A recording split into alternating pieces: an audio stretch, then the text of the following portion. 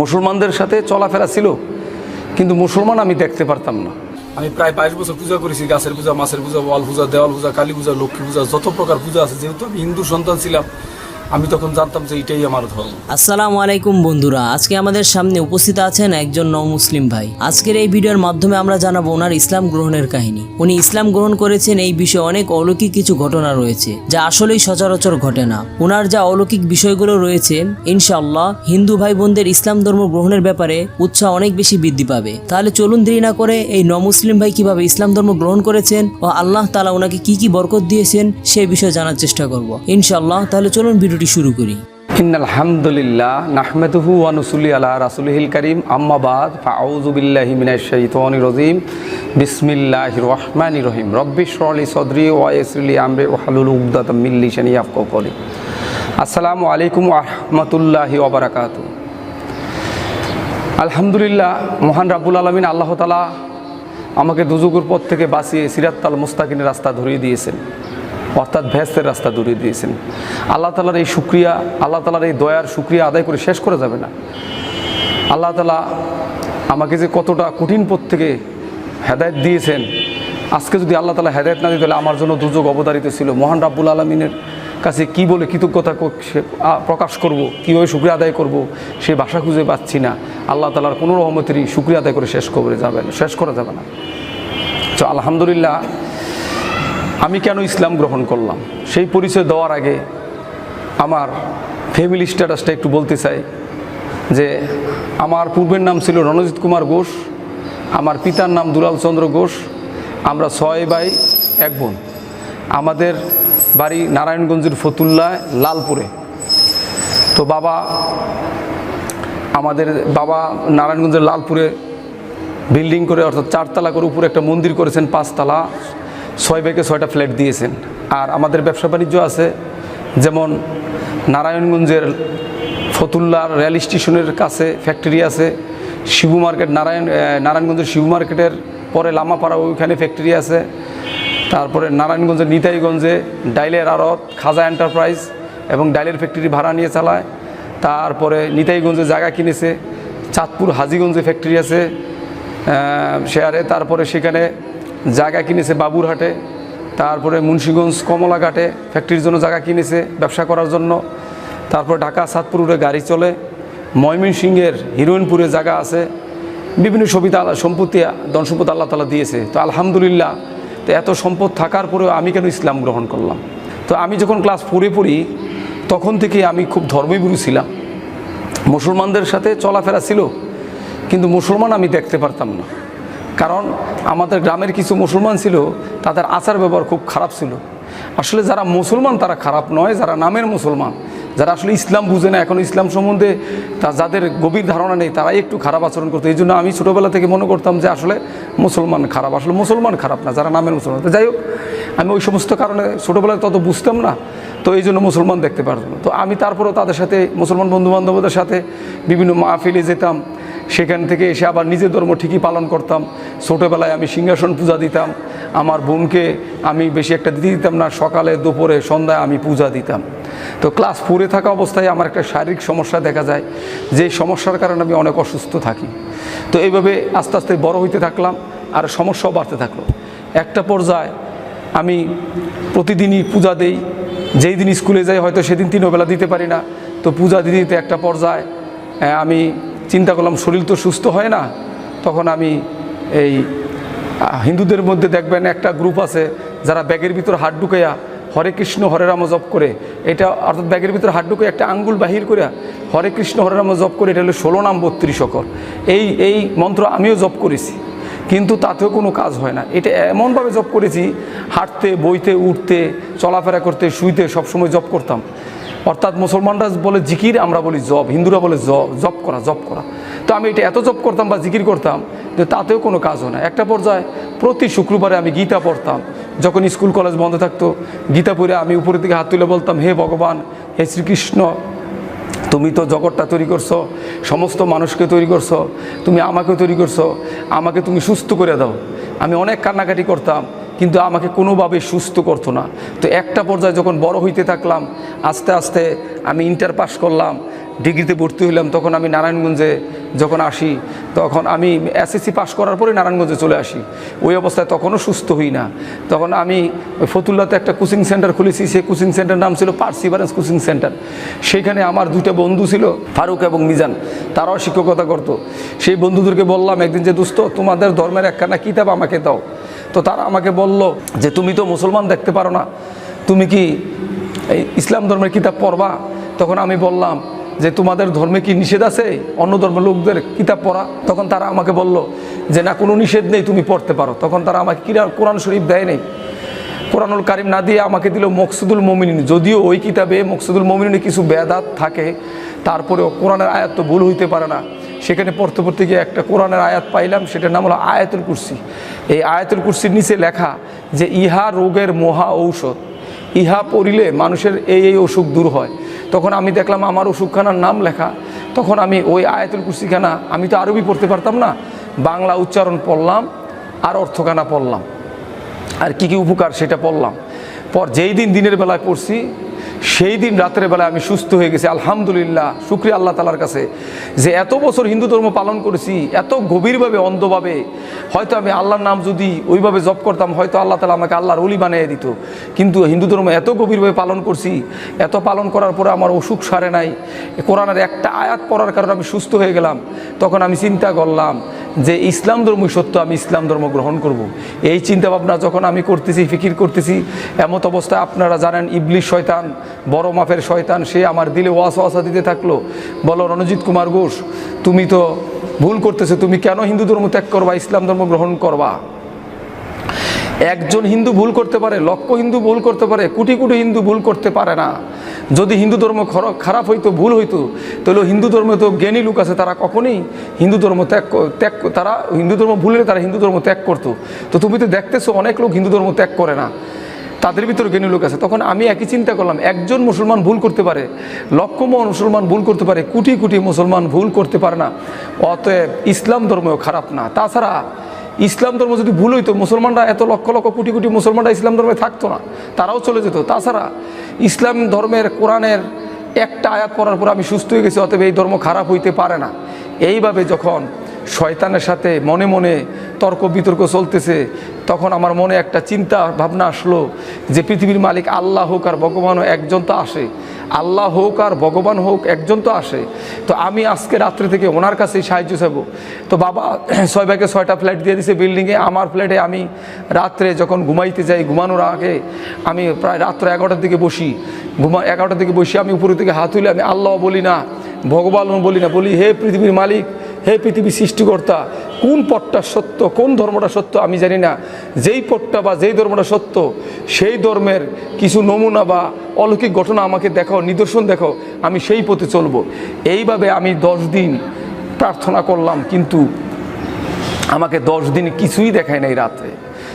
এরপরে 11 দিনের আগের রাত্রে আমি আবার রাত্রে বসলাম, বৈশা আমি আবার অনেকক্ষণ কান্নাকাটি করলাম, প্রায় 12টার কম বেশি হবে, 1-1.5 ঘন্টা হয়তো আমি কান্নাকাটি করেছি, বা আমার সময়টা মনে নেই, আমি কান্নাকাটি করেছি।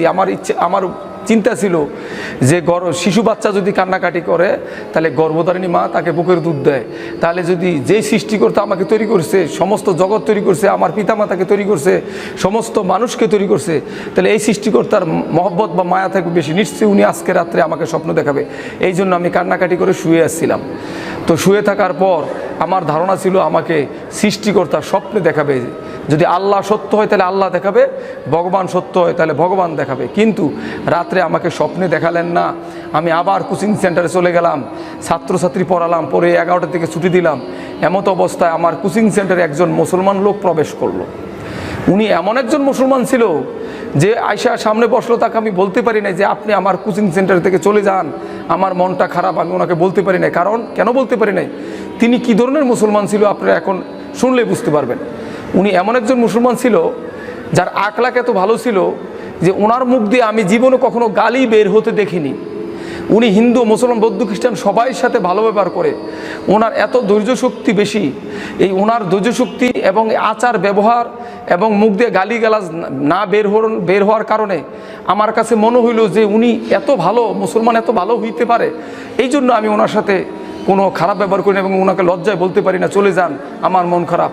তো উনি কথা বলতেছে একটা পর্যায়ে টেবিলের উপর কাঠ পেন্সিল বা কলম ছিল, পড়ে গেল। আমি এই কাঠ পেন্সিল কলমটা তুলতে গিয়ে টেবিলের উপর রাইখা যখন ওনার দিকে তাকাইছি, আপনারা বিশ্বাস করবেন কিনা জানি না, দেখেন বাতাস গায়ে লাগে, অনুভব করা যায়, দেখানো যায় না। তো আমি এখন যে জিনিসটা দেখছি আপনারা হয়তো বুঝতে পারবেন কিন্তু দেখাতে পারবো না। তো ওনার দিকে তাকাইয়ে দেখি ওনার কপালে আরবিতে আল্লাহু লেখা উঠছে, ওনার বুকের মাঝখানে আল্লাহু লেখা উঠছে, ওনার হাতের এই জায়গায় আল্লাহু লেখা উঠছে, হাতের এই জায়গায় আল্লাহু লেখা উঠছে। আমি দেখে তাজ্জব হয়ে গেলাম। দেখার পরে আমি ওনার হাতটা এভাবে ধরলাম, ধরার পরে আমি আরও বিস্মিত হয়ে গেলাম যে মানুষের হাত এত নরম, এত তুলতুলে, এত সুন্দর হয় কিভাবে, এ কেমন মানুষ। এরপরে ওনার হাতটা যখন ধরছি, শয়তান আমাকে ধোঁকা দিতেছে যে রণজিৎ উনি তো রং লাগাইছে, রং দিয়ে লেখছে, তুই ভালো করে দেখ। তখন আমি শয়তানের ধোঁকায় পড়া থুতু দিয়ে ওনার হাতটা ডলতেছি আর দেখতেছি যে রং লাগাইছে কিনা। পরে দেখলাম রং না, কোনো ময়লা উঠে না। এমত অবস্থায় ওই মুসলমান ভদ্রলোক আমাকে বলতেছে আর মুস্কি আসতেছে, আপনি ভালো করে দেখেন, ভালো করে দেখেন। অর্থাৎ আমি বুঝতে পারছি, আমি যে সন্দেহ করছি উনি এই জন্য বুঝতে পারছে, উনি হাসতেছে। তো আমি ভালোভাবে দেখার পর দেখলাম কোনো ময়লা ওঠে না। তখন হাতের চামড়াটা এভাবে টান দিলাম, টান ধরে এই চামড়া এখান থেকে আরেক জায়গায় চলে গেছে, কিন্তু তার লেখা জায়গায় অর্থাৎ ভালো করে দেখলাম যে তার ভিতরে যে রক্ত, এই রক্তটা জমাট বাইদা আল্লাহু লেখা হয়ে রয়েছে, সুবহান আল্লাহ। এই জিনিস দেখার পর ওনাকে আমি বললাম যে দেখেন আরও তো লোক ছিল, তারা কেউ দেখে নাই, আমি কেন দেখলাম? তখন উনি হাতটা উপরের দিকে দিয়ে বলল, ওই যে সৃষ্টিকর্তা আছে উনি আপনাকে দেখার ক্ষমতা দিছে, এই জন্য আপনি দেখছেন। তখন আমি বিশ্বাস করছি যে আমার রাতের দোয়া কবুল হয়ে গেছে, এই জন্য আল্লাহ তাআলা আমাকে দেখাইছে। তো উনি দেখানোর পর আমাকে দুইটা শর্ত দিল, বলল যে আপনি কখনো আমার নাম কারো কাছে বলতে পারবেন না, 1 নম্বর শর্ত। 2 নম্বর শর্ত, দুনিয়াবি কোনো নালিশ আমার কাছে আনতে পারবেন না। তখন আমি বললাম যে ঠিক আছে, দুনিয়াবি কোনো নালিশ আপনার কাছে না নিলাম, কিন্তু আমার মায়ের কাছে তো আপনার কথা বলতে পারবো। কই যে না, আপনার মায়ের কাছেও বলতে পারবেন না, যদি বলেন তাহলে হয় আপনার ক্ষতি হবে নাইলে আমার ক্ষতি হবে। তখন আমি ভয় পেয়ে গেলাম যে ঠিক আছে আমি কারো কাছে বলবো না। তখন ওনাকে বললাম যে দেখেন আমার তো ঈমান চলে আসছে, আমি তো হিন্দুর সন্তান, হিন্দুর ঘরে থাকি, আমি তো ইচ্ছা করলেই নামাজ বা সলাত আদায় করতে পারবো না, এমন কোনো আমল আছে যেটা হিন্দুর ঘরে থেকে করা যায়? তখন উনি বলল যে আছে। একটা গল্প বলল, সেই গল্পটার মাধ্যমে আমাকে বুঝিয়ে দিল, কিন্তু এই গল্পটা আমি আপনাদেরকে বলবো না, কারণ গল্পটা না বলাই ভালো।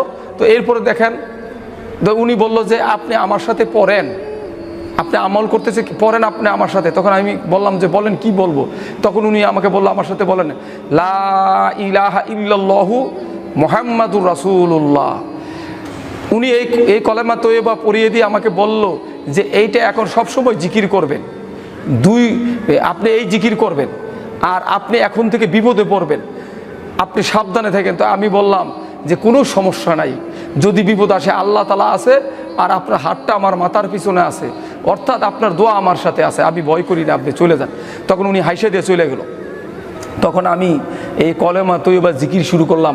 গাছের পূজা, মাছের পূজা, ওয়াল পূজা, দেওয়াল পূজা, কালী পূজা, লক্ষ্মী পূজা, সরস্বতী পূজা, সমস্ত পূজা বাদ দিয়ে, হিন্দু ধর্মের সমস্ত কিছু আমি বাদ দিয়ে, হিন্দুদের যে আমলগুলি করতাম সেই আমলগুলি বাদ দিয়ে আমি শুধু এই কলেমা তয়্যিবা জিকির শুরু করিলাম।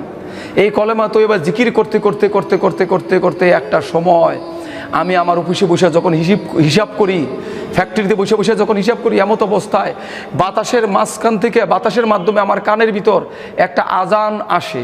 তখনও দুনিয়াতে আজান দেয় না, যখন ওই আজানটা বাতাসের মাধ্যমে আমি কানের ভিতর পাই, তখন আমি শুনতে থেকে আমার এত ভালো লাগে।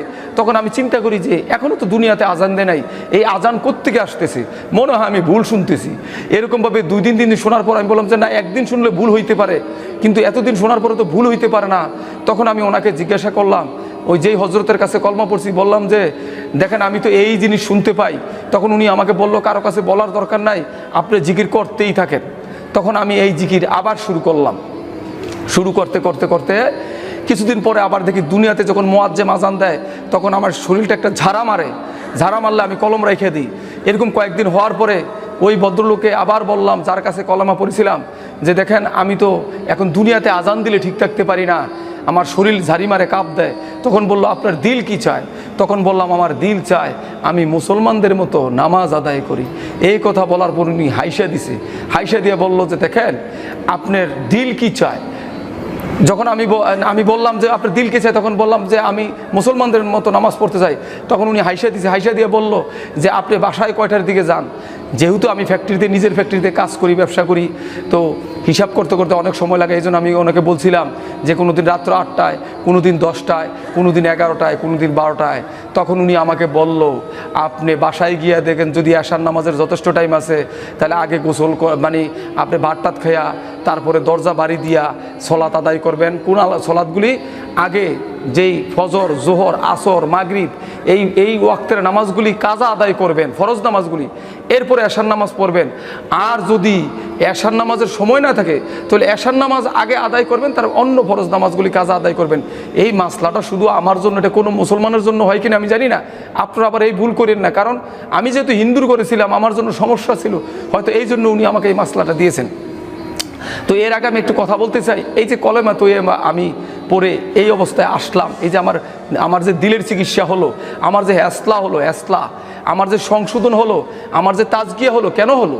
আল্লাহ তাআলা সূরা ইব্রাহিমে, কোরআনুল কারীমের সূরা ইব্রাহিমে আল্লাহ তাআলা বলছে বিসমিল্লাহির রহমানির রহিম ইউসাব্বিতুল্লাহুল্লাযিনা আমানু বিল কওলিস সাবিতি ফিল হায়াতি দুনিয়া ওয়া ফিল আখিরা। আল্লাহ তাআলা বলছেন এই কলেমা তৈয়বার কারণে ঈমানদারগণকে দুনিয়া এবং আখিরাতে শক্তিশালী করে দিবেন, দুনিয়া এবং আখিরাতে শক্তিশালী করে দিবেন। তো মহান রাব্বুল আলামিন আল্লাহ তাআলা এই কলেমা তৈয়বা জিকিরের কারণে আমাকে আল্লাহ তাআলা শক্তিশালী করে দিয়েছেন। নাইলে আমার কেন নামাজ পড়তে মন চাইলো, আমার কেন শরীর কাঁপ দিল? এটা সম্পূর্ণ আল্লাহ তাআলার দয়া। তো আল্লাহ তাআলা এই কোরআনুল কারীমে বইলে দিছে এই কলেমা তৈয়বার সম্বন্ধে। আপনারা এখন তো শুনতে পেলেন। আশা করি আপনারা সবাই এই কলেমা তৈয়বার জিকির করবেন, কারণ আমি কোরআন শরীফ পড়তে গিয়ে কোরআন শরীফে পেয়েছিলাম সর্বোত্তম জিকির, হাদিসে আছে সর্বোত্তম জিকির হলো লা ইলাহা ইল্লাল্লাহ, আর সর্বোত্তম দোয়া হলো সূরা ফাতিহা। তো যাই হোক, এরপরে আমি যখন এই নামাজের অনুমতি উনি আমাকে দিল, আমি বাসায় গিয়ে ফরজ গোসল করে, ওযু করে, ভাত খেয়ে যখন আমি নামাজে দাঁড়াইলাম, আমি তো তেমন নামাজি না, মুখস্থ সূরা, আমি বাংলা সূরা মুখস্থ করেছি। এই সূরা মুখস্থ করেই আমি যখন নামাজে দাঁড়াইলাম, প্রথম যেদিন সেজদা দিলাম, এর আগে বলে রাখি, আমি যখন হিন্দু ছিলাম, লক্ষ লক্ষ টাকা আমাদের ছিল, কোনো কিছুর অভাব ছিল না তেমন একটা, আপনারা জানেন, যেগুলি থাকলে মানুষের তেমন একটা সমস্যা না সেগুলি ছিল। কিন্তু আমি হিন্দু থাকা অবস্থায় এত শান্তি, এত কিছু থাকার পরেও আমি দিলে শান্তি পাইতাম না, অস্থির থাকতাম, অশান্তি থাকতাম। 3 দিন 4 দিন মাঝে মাঝে ঘুম হতো না। প্যাথেটিন ইঞ্জেকশনের মাধ্যমে আমি ঘুমাইতাম। প্যাথেটিন ইঞ্জেকশন দিলে আমার ঘুম হতো। মাঝে মাঝে হাতুড়ি দিয়ে মন চাইতো দাঁতগুলি বাইরে ভেঙে ফেলি, এত অশান্তি লাগতো। কিন্তু যখন আমি নামাজে দাঁড়িয়ে আল্লাহ তাআলাকে সেজদা দিলাম, আমার মাথার ভিতর আমি এত শান্তি পেয়েছি, যেটা আমি হিন্দুদের গাছ পূজা, মাছ পূজা, ওয়াল পূজা, দেওয়াল পূজা, লক্ষ্মী পূজা এগুলির ভিতরে তো পাই নাই, টাকার ভিতরে শান্তি পাই নাই। এই নামাজে এত শান্তি পাইছি। এই শান্তি পাওয়ার পর চিন্তা করলাম, তো আমার যে সমস্ত মুসলমান ভাইয়েরা নামাজ পড়ে না, আজান দিলে দোকানে বসে থাকে, সেলুনে বসে থাকে, সিগারেট খায়, আড্ডা দেয়, সেই সমস্ত মুসলমান ভাইদেরকে আমি দাওয়াত দিব। তো এই নিয়ত করে আমি মুসলমান ভাইদের দাওয়াত দিতে হলে তো আমাদের তো কিছু শিখতে হয়। তখন যারা চিল্লা দেয়, চিল্লার মাধ্যমে তাবলিগ করে, অর্থাৎ মুসলমানদের দাওয়াত দিয়ে নামাজ শেখায়, ওযু শেখায়, সেই যারা তালিমের তাবলিগ করে, সেই মুসলমান ভাইদের সাথে মসজিদে বসতাম আমি। ওই ফাজালে আমল থেকে আমি নামাজ পড়লে কী সওয়াব, নামাজ না পড়লে কী গুনাহ, সেই হাদিসটা শিখে আমি মুসলমানদের রাস্তায় রাস্তায় সে দোকানে বসে বসে দাওয়াত দিতাম। তো দাওয়াত দিতে গিয়ে একটা পর্যায়ে দেখা গেল মুসলমানরা আমাকে নানান প্রশ্ন করে, তুমি হিন্দুর ছেলে, তুমি আমাদের দাওয়াত দাও, তো তুমি ইসলাম গ্রহণ করো না কেন? তা আমি বললাম যে ভাই, আমি ইসলাম গ্রহণ করি আর না করি, আমি কি ভুল বলছি? আমি তো, তারা বলে যে না, ভুল বলো না, সত্য কথাই বলছো। তো যখনই আজান দিত আমি তো পলায়ে নামাজ পড়তাম। তো এদেরকে বলতাম যে ভাই আমি চলে যাই, কোথায় তো আমার কাজ আছে। তো তারা আমার সন্দেহ করতো, পিছনে পিছনে আমার যাইতো, আমি জানতাম না, গিয়া দেখতো আমি নামাজ পড়ি, কিন্তু এলাকায় বলতো না। বললে তারা চিন্তা করছে যে তার ভাই যেই অর্থের মালিক, তার ফ্যামিলি যে অর্থের অবস্থা ভালো, তারা হয়তো মাইরে ফেলাইতে, হয়তো সে কারণে হয়তো তারা বলতো না। যাই হোক, এইভাবেই আমি অমুসলিমদের দাওয়াত দিতেছিলাম, আর মুসলমানদের দাওয়াত দিতেছিলাম। এখন এই মুসলমানদের নামাজের দাওয়াত দিলে আমার লাভটা কী হইতেছে দেখেন। একটা উদাহরণ দিলে বুঝবেন। বড় বোনের বিয়ে, ছোট বোন, বড় বোনের জন্য মেহেদি বাটতেছে। বড় বোনের বিয়ে, ছোট বোন মেহেদি বাটতেছে বড় বোনের জন্য, কিন্তু হাতটা কার ভরতেছে? আগে ছোট বোনের ভরতেছে, পরে সে না বড় বোনের গায়ে লাগাবে, কিন্তু আগে তো ছোট বোনের ভরতেছে তো হাতে। তো তেমনিভাবে আমি যখন মুসলমানদের নামাজের দাওয়াত দিতেছি, ওই মুসলমান মসজিদে যাক বা না যাক, ওই মুসলমান নামাজ পড়ুক আর না পড়ুক, আল্লাহ তাআলা এই দাওয়াতের বিনিময়ে উসুলায় আল্লাহ তাআলা আমাকে এমন ইমান বাড়িয়ে দিতেছে যে আমার তাহাজ্জুদ, নফল, সুন্নত, আমার আমল বাড়তেই থাকলো। আর আমি এত শান্তি পাইতে থাকলাম যে ইসলামে এত শান্তি।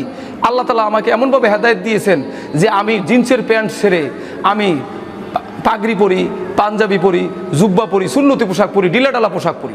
ইসলামে ঢিলাঢালা পোশাকের কথা বলা হয়েছে, ঢিলাঢালা পোশাক পরি। আগে সিগারেট খেতাম, আড্ডা দিতাম, দুষ্টামানি করতাম, ওগুলি সব দূর হয়ে গেল। এবং আমি এই ইসলামে রাসূলের তরিকায় আল্লাহর দিনে আমি যেই শান্তি পাইছি, এই শান্তি ত্যাগ করার মতো নয়। এই আমল, ইসলামের আমলগুলি যত বেশি করি ততই আমি শান্তি পাইতেছি। এমত অবস্থায় এক সময় আমি এই দোকানে বৈশা যখন ওই যারা নামাজ না পড়ে তাদের সাথে দিনের কথা আলাপ করি, আমার সামনে দিয়ে একটা হিন্দু ভদ্রলোকের মৃত লাশ নিয়ে যাইতেছে। এই মৃত লাশ নিয়ে আমি দেখা ভয় পেয়ে গেলাম যে হিন্দু লোক তো জীবনে জান্নাতে যাবে না, সে তো জাহান্নামে যাবে, সে তো হিন্দু অবস্থায় মারা গেছে, তাকে শ্মশানে পোড়া দেওয়া হবে। আজকে তো আমারও এই অবস্থা হইতে পারতো। তখন আমার চিন্তা ফিকির আসলো যে আমি ভুল করতেছি, আল্লাহ তো আমাকে ধরবে, বলবে যে হ্যাঁ রণজিৎ কুমার ঘোষ, তুমি তো দুযোগের পথযাত্রী ছিলা, তোমাকে আমি হেদায়েত দিয়া সিরাতাল মুস্তাকিমের রাস্তা ধরাইয়া দিলাম, তোমাকে আমি সুস্থ করে দিলাম, তুমি শান্তি পাইতেছ, তাহলে তুমি রণজিৎ কুমার ঘোষ, আব্দুর রহমান, তুমি কেন আমার এই অমুসলিম বান্দাগুলিকে দাওয়াত দিতেছো না, যারা চিরস্থায়ী জাহান্নামের পথে চলে যাইতেছে, শুধু কলেমার দাওয়াত পাইতেছে না।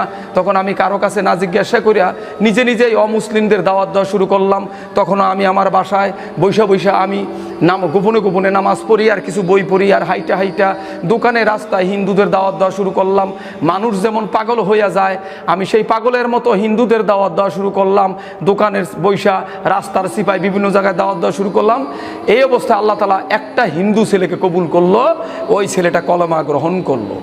এই গ্রহণ করার পর এলাকার হিন্দুরা একটু চিন্তায় পড়লো, এবং অনেকে আমারে পিছনে হয়তো পাগলও বলেছে, পাগল ছাগল বিভিন্ন কিছু।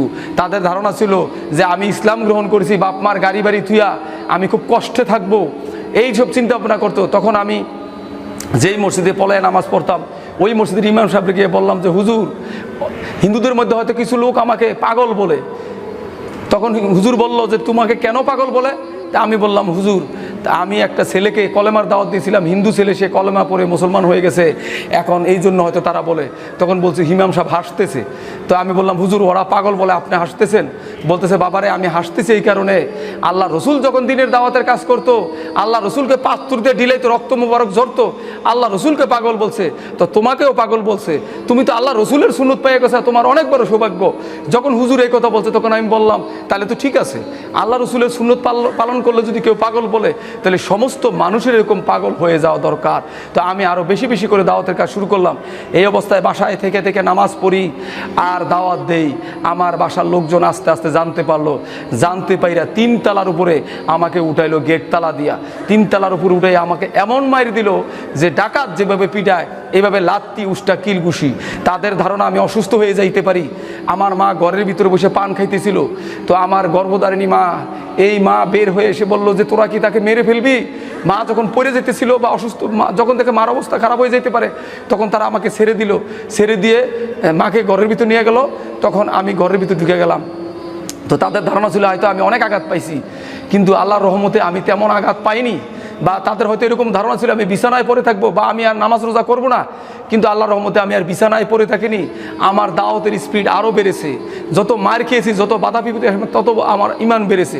তো এই অবস্থায় আমি দাওয়াতের কাজ করতেছি, বন্ধ হয় না। একটা পর্যায়ে আমার বাবা আমাকে নিয়ে বসলো যে বাবারে, তুই যে এই কাজগুলি করস, আমাদের তো ইজ্জত থাকে না, তুই এগুলি করিস না। তখন আমি বললাম যে বাবা, মাটির মূর্তি নিজেরা বানাইয়া এই মাটির মূর্তির কাছে নিজেরা কপাল ঠেকায় সেজদা দেই, বাবা এইটা যদি ইজ্জত যায়, ইজ্জত থাকে, তাহলে আমাকে যে সৃষ্টিকর্তা বানাইছে, আমি তার কাছে মাথা নত করলে ইজ্জত কিভাবে যায়?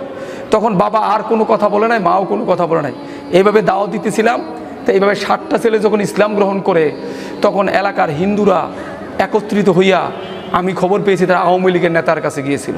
তো আওয়ামী লীগের নেতার কাছে যাওয়ার পর আওয়ামী লীগের নেতা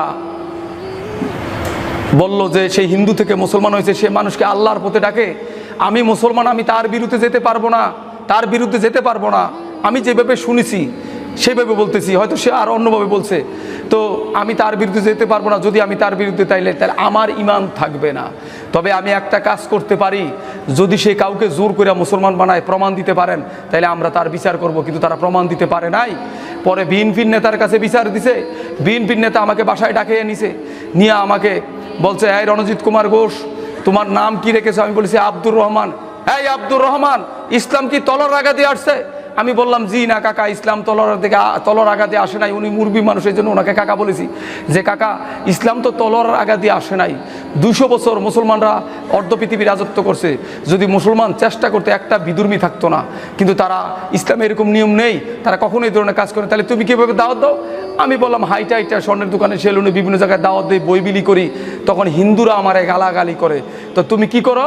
যখন তারা গালাগালি করে ফোনে বিভিন্নভাবে, তখন আমি আল্লাহ রসুলকে অনুসরণ করি। কীভাবে অনুসরণ করো? আল্লাহ রসুল নামাজ পড়ে তাদের জন্য দোয়া করছে, তো আমিও নামাজ পড়ে বলি, আল্লাহ তারা তো বুঝে না, তাদের ভুল হইতে পারে, তারা ভুল বলতেছে, আপনি তাদেরকে ক্ষমা করে দেয়া, তাদেরকে হেদায়েত দিয়ে দেন। এই কথাগুলি বলার পর ওই বিএনপির নেতা আমাকে জড়াইয়া ধরে বললো, বাবারে আমি বুঝতে পারি নাই, আজকে থেকে তুই হিন্দুদের আমার বাসায় দাওয়াত দিতে পারবি, আর যত টাকা লাগে তুই আমার কাছ থেকে নিবি।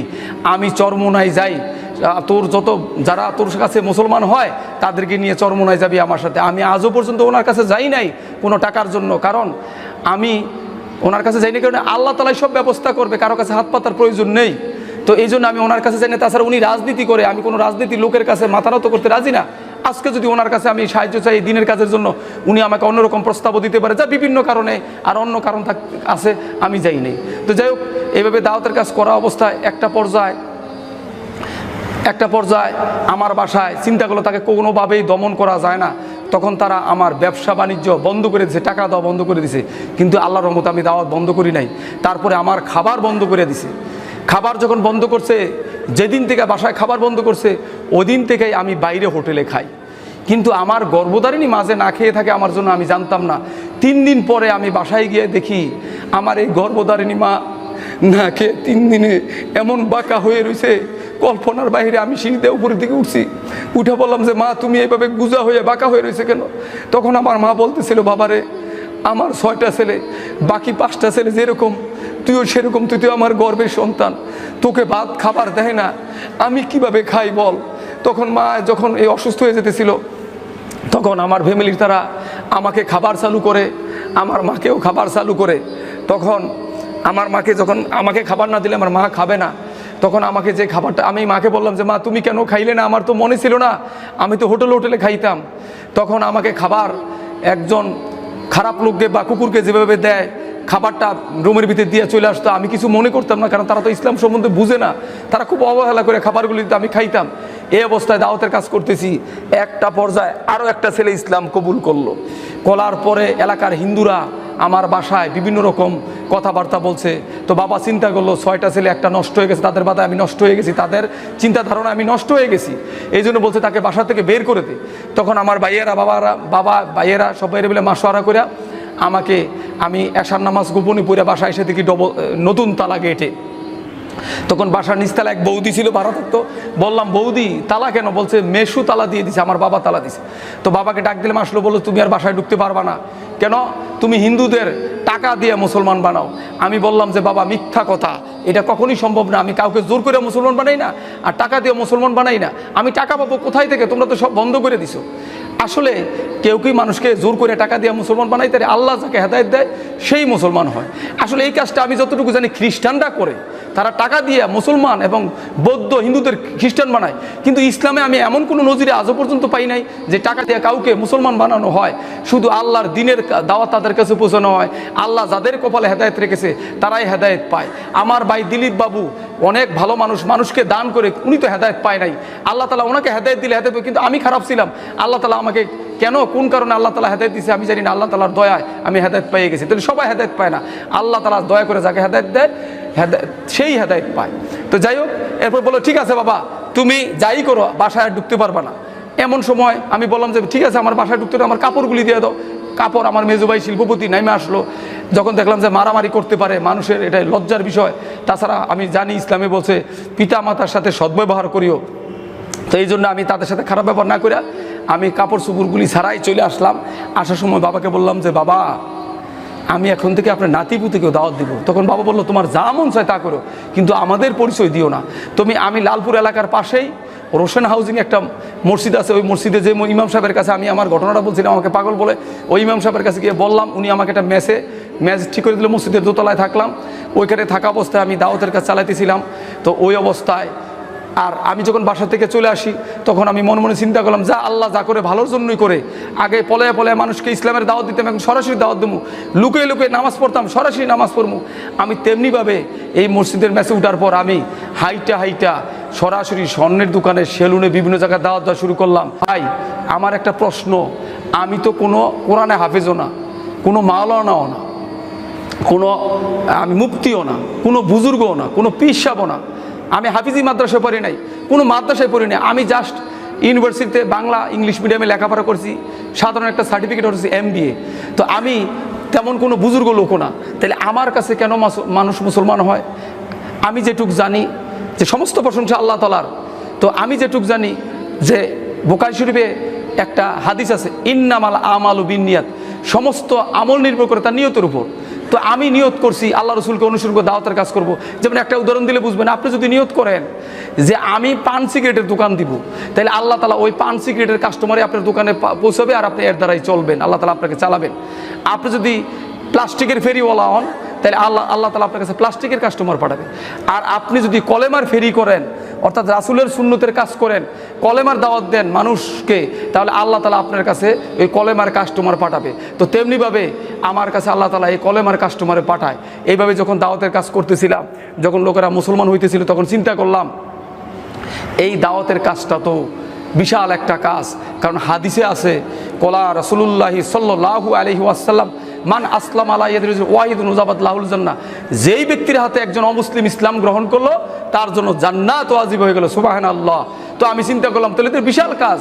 তাছাড়া কোরআনে বলা আছে, সূরা আলে ইমরান 185 নম্বর আয়াতে, বিসমিল্লাহির রহমানির রহিম, ওয়ামাল হায়াতুদ দুনিয়া ইল্লা মাতাউল গুরুর, দুনিয়ার জীবন ধোঁকা ছাড়া কিছু না।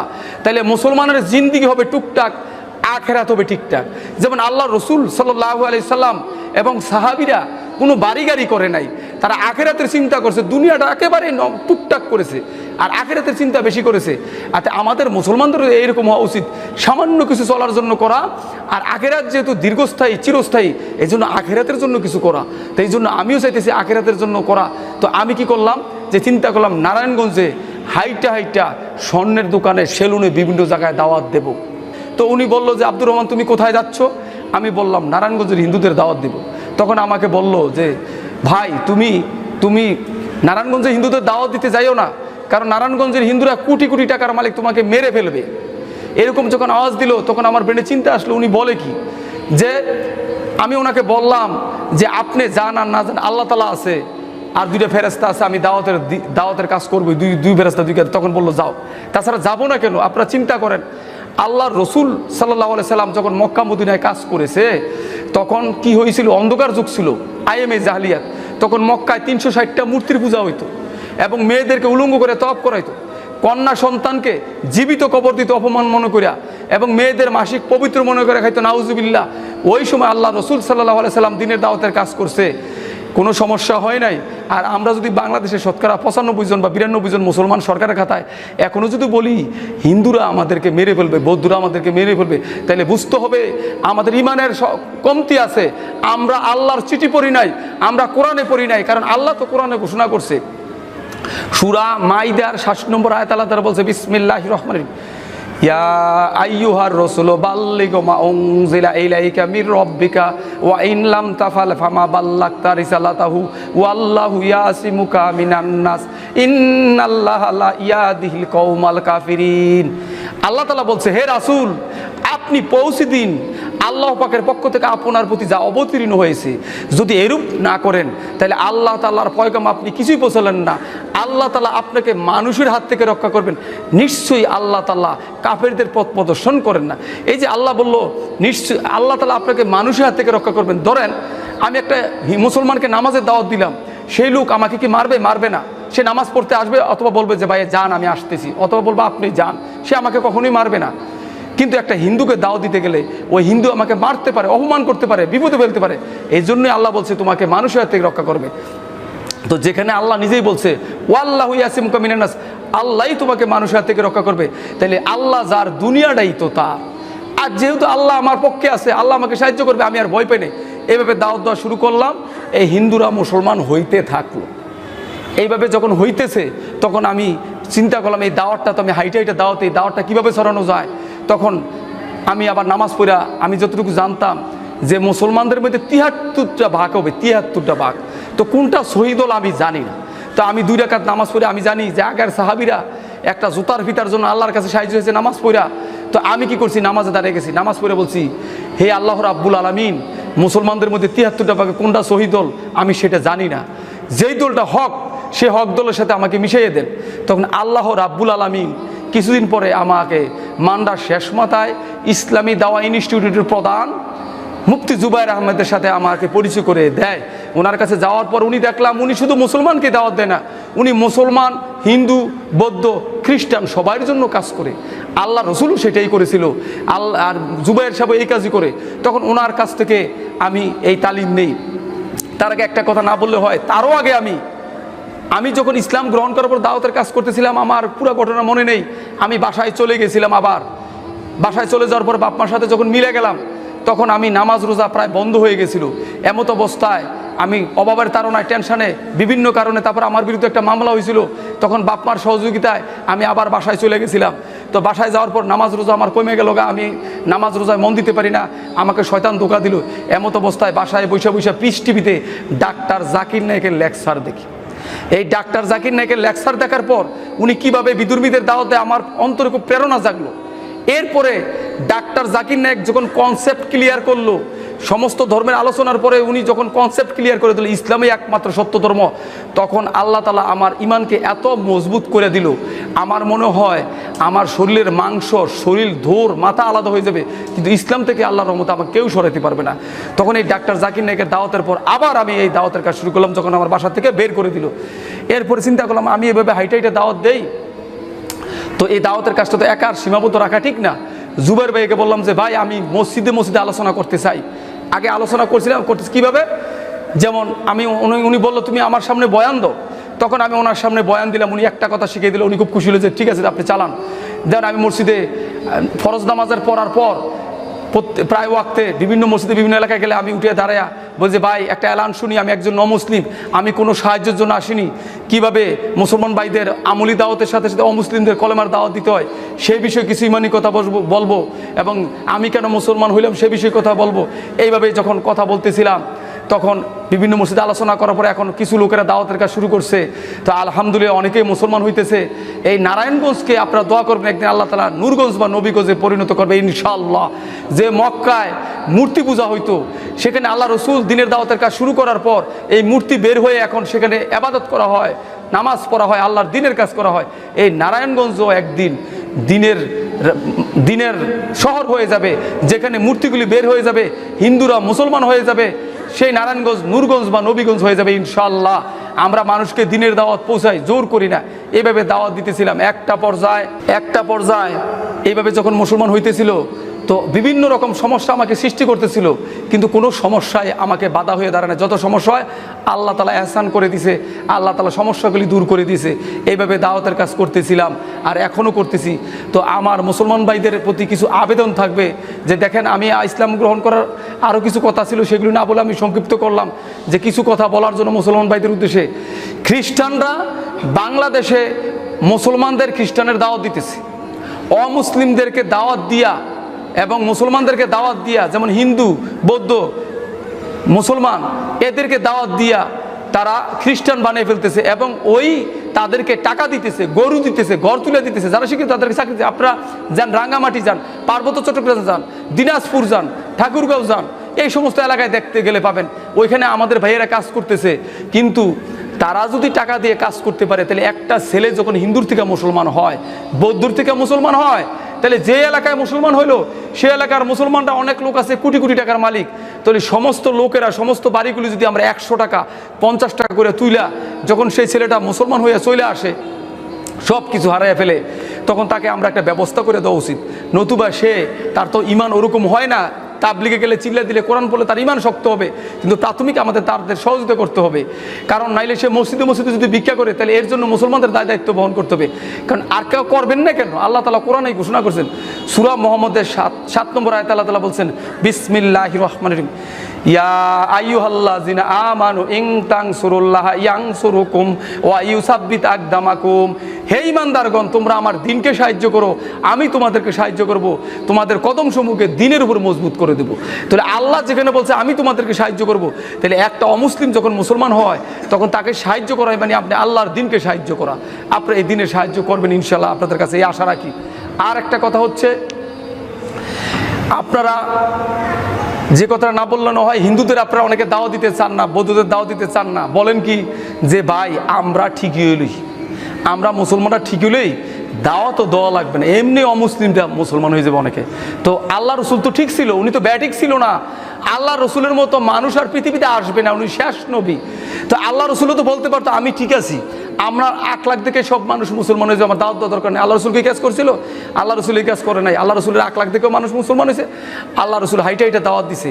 তো আমাদের এই কাজ করতে হবে, আমাদের 8 লাখ ঠিক করতে হবে মুসলমানদের, এবং অমুসলিমদের দাওয়াত দিতে হবে। যদি আমরা বলি অমুসলিমদের দাওয়াত দেওয়া ঠিক হবে না, আমাদের 8 লাখ ঠিক হলে, তাহলে আল্লাহ রসুলের হাদিসকে অমান্য করলেন।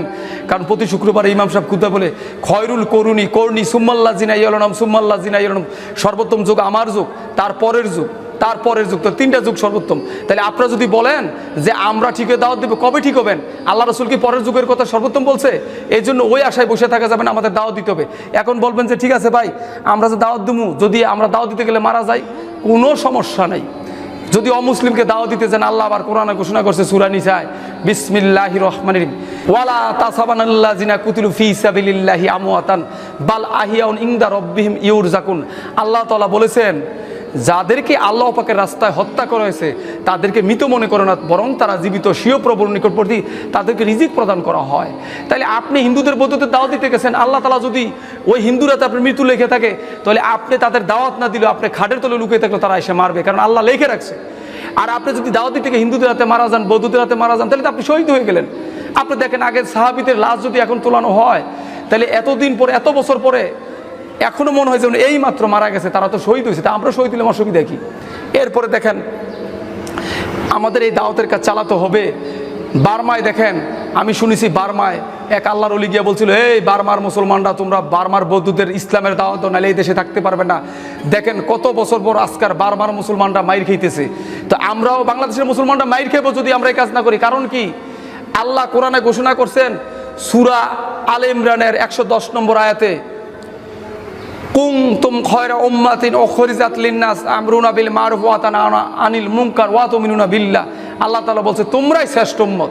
তাহলে এখন প্রশ্ন হলো, মুসা নবীর উম্মত শ্রেষ্ঠ না মহানবী সাল্লাল্লাহু আলাইহি সাল্লামের উম্মত শ্রেষ্ঠ? নিশ্চয়ই মহানবী সাল্লাল্লাহু আলাইহি সাল্লামের উম্মত শ্রেষ্ঠ। তাহলে আল্লাহ বলছে তোমরাই শ্রেষ্ঠ উম্মত, তোমাদেরকে বের করেছে মানুষের কল্যাণের জন্য। তোমরা মানুষকে সৎ কাজে আদেশ করবে, অসৎ কাজে নিষেধ করবে। তাহলে আমরাই শ্রেষ্ঠ উম্মত। তাই আমরা মানুষের কল্যাণের জন্য ডাকবো। তাহলে মানুষ কি শুধু মুসলমান? মানুষ তো হিন্দু, বৌদ্ধ, ইহুদি, খ্রিস্টান সবাই। তো আরেকটা কথা বলি, দেখেন, যদি হিন্দুদের প্রশ্ন করা এই কোরআন নবী কার, হিন্দুরা বলবে এই কোরআন নবী মুসলমানের, আমাদের বেদ, গীতা, রাম, সীতা, লক্ষণ, সরস্বতী ইত্যাদি। খ্রিস্টানরা বলবে কোরআন নবী মুসলমানের, আমাদের বাইবেল, যীশুখ্রিস্ট। বৌদ্ধরা বলবে কোরআন নবী মুসলমানের, আমাদের গৌতম বুদ্ধ, ত্রিপিটক। অনেক মুসলমানরা বলবে এই কথা যে হ্যাঁ ঠিকই তো বলছে, না আসলে এই কথা সত্য না। হিন্দুরা যেমন বেদ কিনা লাল সালু দিয়ে পেঁচাইয়া, সুমা দিয়া, কপালে লাগাইয়া, তাকের উপর, ওয়ার্ডের উপর, টিভির উপর, সিংহাসনের ভিতরে রেখে দিছে, আর সকাল সন্ধ্যা পূজা দিছে, আর তুলসী পাতা দিছে, জোয়ার দিছে, কিন্তু বেদ পড়ে নাই। যার কারণে হিন্দুদের এই জ্ঞান খুলে নাই, ব্রেন খুলে নাই, হিন্দুরা সঠিক সত্য জানতে পারে নাই।